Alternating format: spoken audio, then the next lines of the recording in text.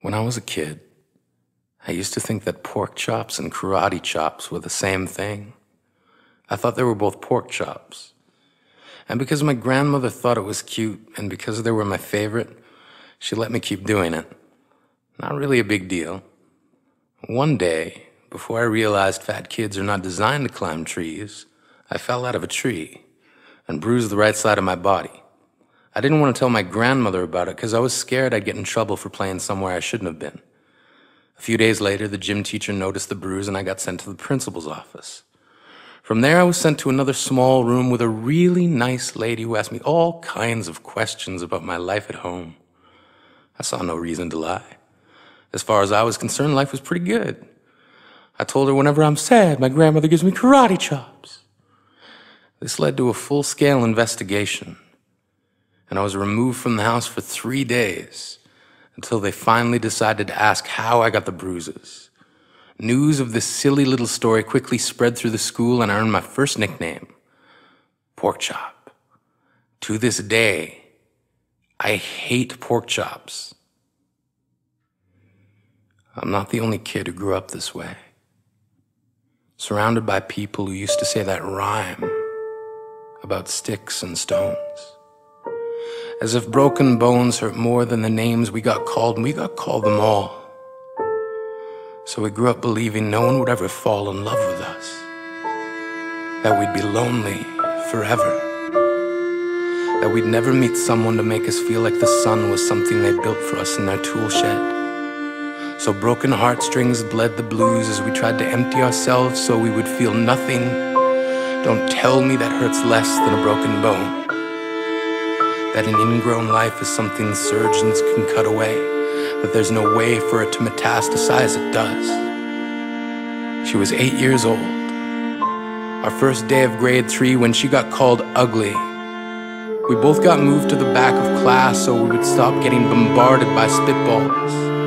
But the school halls were a battleground where we found ourselves outnumbered day after wretched day. We used to stay inside for recess because outside was worse. Outside we'd have to rehearse running away or learn to stay still like statues, giving no clues that we were there in grade 5. They taped a sign to the front of her desk that read, "Beware of dog."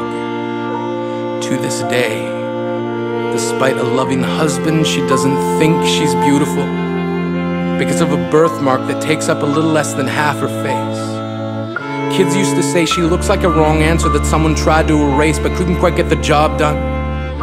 And they'll never understand that she's raising 2 kids whose definition of beauty begins with the word mom, because they see her heart before they see her skin, because she's only ever always been amazing. He was a broken branch grafted onto a different family tree, adopted.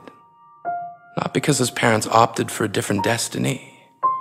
He was 3 when it became a mixed drink of 1 part left alone and 2 parts tragedy. Started therapy in 8th grade. Had a personality made up of tests and pills. Lived like the uphills were mountains and the downhills were cliffs. 4/5 suicidal, a tidal wave of antidepressants, and an adolescence being called pauper. 1 part because of the pills, 99 parts because of the cruelty. He tried to kill himself in grade 10 when a kid who could still go home to mom and dad had the audacity to tell him, "Get over it."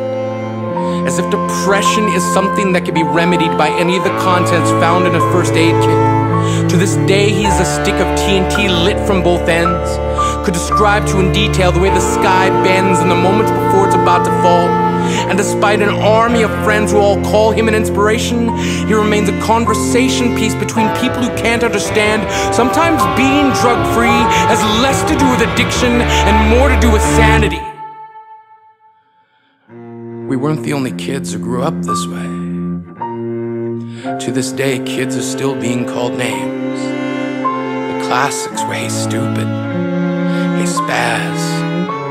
Seems like every school has an arsenal of names getting updated every year. And if a kid breaks in a school and no one around chooses to hear, do they make a sound? Or they're just background noise from a soundtrack stuck on repeat when people say things like kids can be cruel? Every school was a big top circus tent, And the pecking order went from acrobats to lion tamers, from clowns to carnies. All of these miles ahead of who we were freaks. Lobster claw boys and bearded ladies, oddities juggling depression and loneliness, playing solitaire, spin the bottle, trying to kiss the wounded parts of ourselves and heal. But at night, while the others slept, we kept walking the tightrope. It was practice, and yes, some of us fell. But I want to tell them that all of this is just debris, left over when we finally decide to smash all the things we thought we used to be. And if you can't see anything beautiful about yourself, get a better mirror. Look a little closer. Stare a little longer. Because there's something inside you that made you keep trying despite everyone who told you to quit. You built a cast around your broken heart and signed it yourself. You signed it. They were wrong. Because maybe you didn't belong to a group or a clique.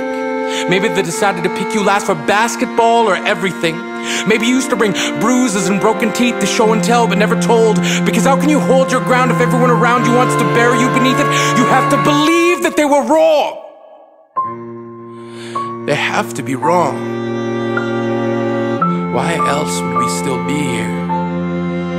We grew up learning to cheer on the underdog because we see ourselves in them. We stem from a root planted in the belief that we are not what we were called. We are not abandoned cars stalled out and sitting empty on some highway. And if in some way we are, don't worry. We only got out to walk and get gas. We are graduating members from the class of we made it. Not the faded echoes of voices crying out names will never hurt me. Of course, they did. But our lives will only ever always continue to be a balancing act that has less to do with pain and more to do with beauty.